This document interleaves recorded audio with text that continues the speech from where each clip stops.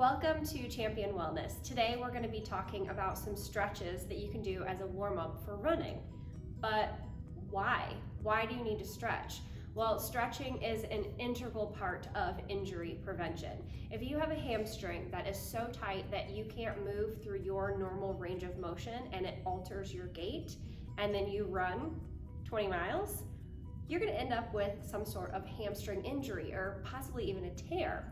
So we want to go through some stretches that you can do to warm up. There's a couple different types of stretching.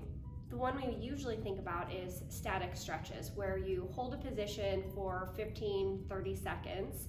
But today we're going to be talking about dynamic stretches. They are very similar to static in the same positioning, but you're adding an active motion and holding them for a shorter period of time. Before we get started with stretches, we're going to start with one key element that we want to make sure that we know and hold while we're running and hold while we're stretching. It's called a posterior pelvic tilt. And you want to start by tucking that tailbone under like a dog when it's in trouble, and it makes you activate that lower core. And this takes pressure off of the low back and ensures that you hold a proper form with the chest out and open for your run as well as for your stretches. So tuck that tailbone under, activate that core, and practice this position. We're going to start with a calf stretch, but again, this is a dynamic stretch.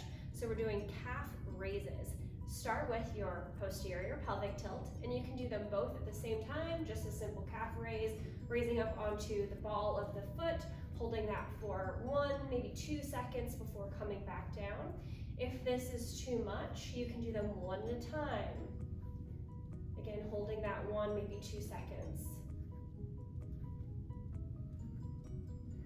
Always reminding yourself to hold that posterior pelvic tilt.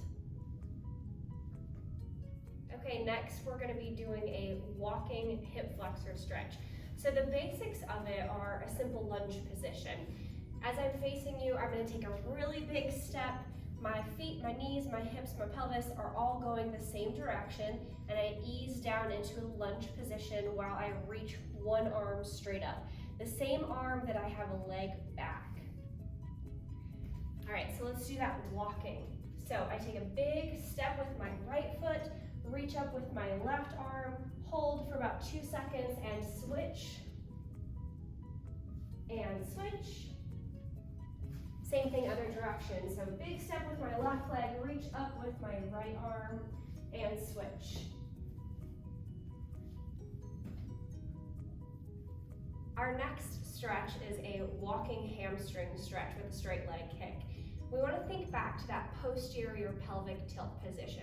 It's really important to hold that for this particular exercise.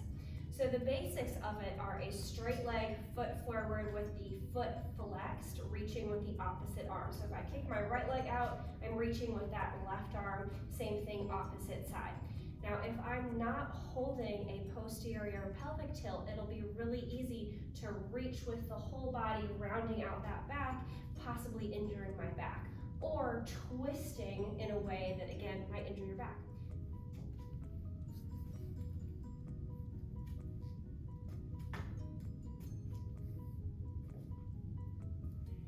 Now, it doesn't matter how high you can kick your legs. If you can only get to here, that's okay, that's still a good stretch. The main thing is to hold that posterior pelvic tilt, keeping the core activated. Next, we're going to be warming up the inner and outer thigh with lateral lunges.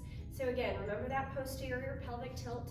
Take a really wide stance, lunge to the right, lunge to the left.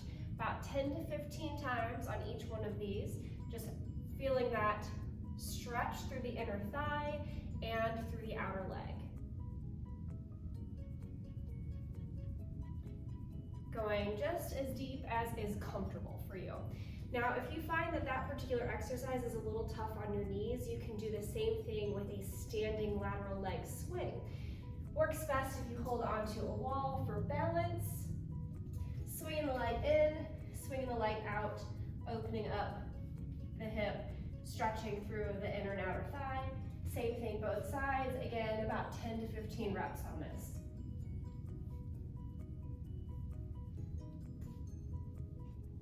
Our last dynamic stretch comes from a yoga pose, commonly referred to as a cat-cow, but we're going to use this to open up our rib cage and stretch through the whole spine. So you want to start in what's called a tabletop position, which is hands and knees, with the knees squared directly beneath your hips and your hands squared directly beneath your shoulders, so you turn into a nice sturdy tabletop.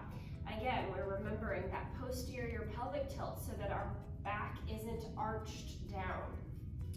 So with that core held tight, we're going to start with the cat, where we arch our back up for a nice deep breath, kind of tucking that tailbone under, letting the head hang. And then as you breathe out, let the back arch like a cow. Bring the chest up, but don't extend the head back too far. And then just breathing through this. Deep breath in, stretch up. Deep breath out, hang down. 5 in each position. Deep breath in, all the way in, all the way out, bringing the head to neutral. And again, all the way out. Last one, deep breath in, and all the way out.